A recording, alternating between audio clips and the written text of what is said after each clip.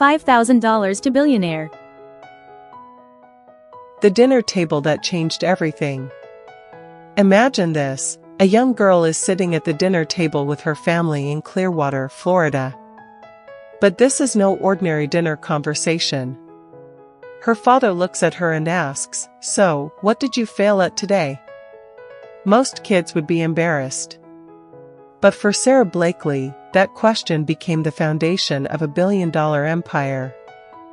I'll take you on the incredible journey of Sara Blakely, who tells the story of how she turned $5,000 into a billion-dollar company while retaining 100% ownership. This is the story of Spanx. This is the story of resilience, creativity, and redefining what's possible. Let's get started. Chapter 1: 7 Years of Hearing No. For 7 years, in Florida, I sold fax machines door to door. 7. For a long time. Every day, I would drive in the Florida heat, knock on doors, walk into offices, and hear no over and over again. Most people would call it failure. My dad taught me to call it education. See, when I was growing up, failure wasn't something to be afraid of in our house. My dad would get really frustrated if we didn't have a failure to share at dinner. He wanted us to understand something important. If you're not failing, you're not trying hard enough. You're being too cautious. So those 7 years? They weren't wasted. Every rejection taught me something. Every door that slammed shut made me stronger. I learned that no isn't personal, it's just information. It's just part of the process. But what really mattered was this: I was watching. I was learning. I was studying sales, human psychology, perseverance.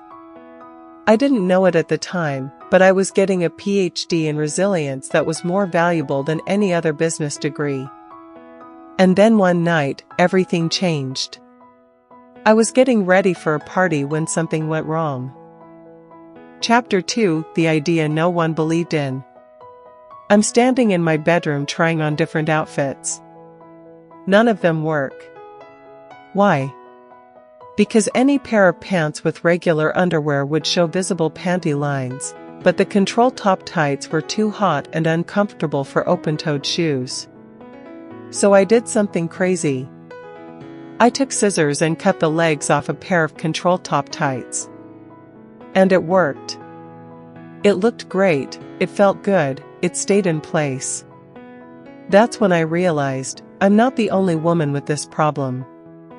This could be a problem. I had $5,000 saved. That was it. It was all I had after 7 years of working.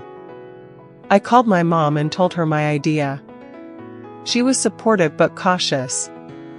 I told a few friends. Some thought I was crazy.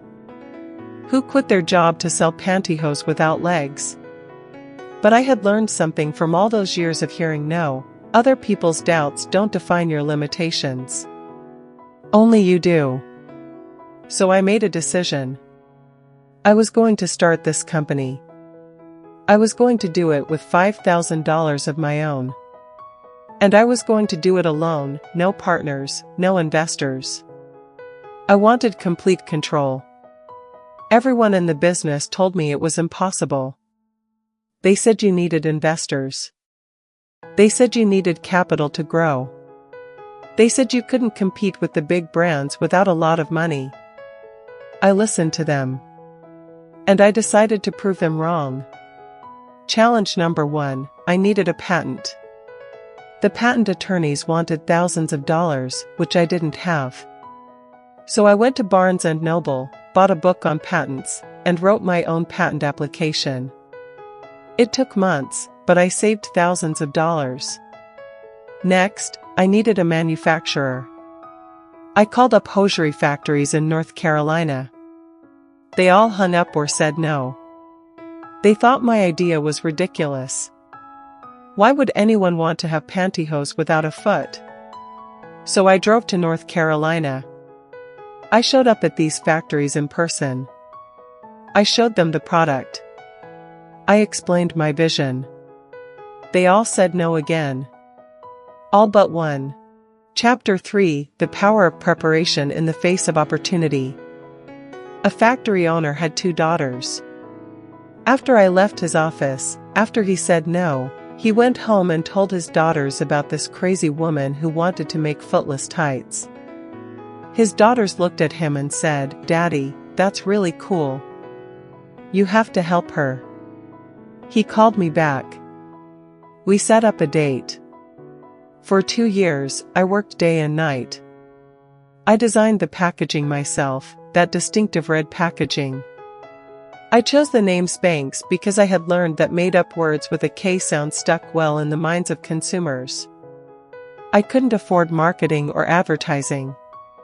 So I got creative. I would go to chain stores like Neiman Marcus and put my products up on the shelves at eye level. I would stand in the aisles and show them to the shoppers. I would give them samples. Buyers were skeptical. So I would take them to the bathroom and show them the before and after. It worked. I started taking small orders. I was living in my 1-bedroom apartment, packing products at night, making sales calls during the day, and going to stores on the weekends. And then, one day, I got a call that changed everything. Oprah Winfrey had called Spanx her favorite product of the year. Now, here's what most people don't understand about that moment. Everyone calls it luck. They say I was lucky that Oprah discovered me. But the truth is, when Oprah's team called, I was ready. My website could handle the traffic. My inventory system worked. My manufacturer could ramp up production. My product was perfect. If I hadn't spent 2 years preparing, working 18 hours a day, perfecting every detail, building systems, that moment of Oprah would have destroyed my business instead of building it. Opportunity doesn't create success. Opportunity creates success. After Oprah, our sales went from hundreds of units to tens of thousands. The demand was overwhelming. And I had to choose. Well, friends, the first part of this story is over.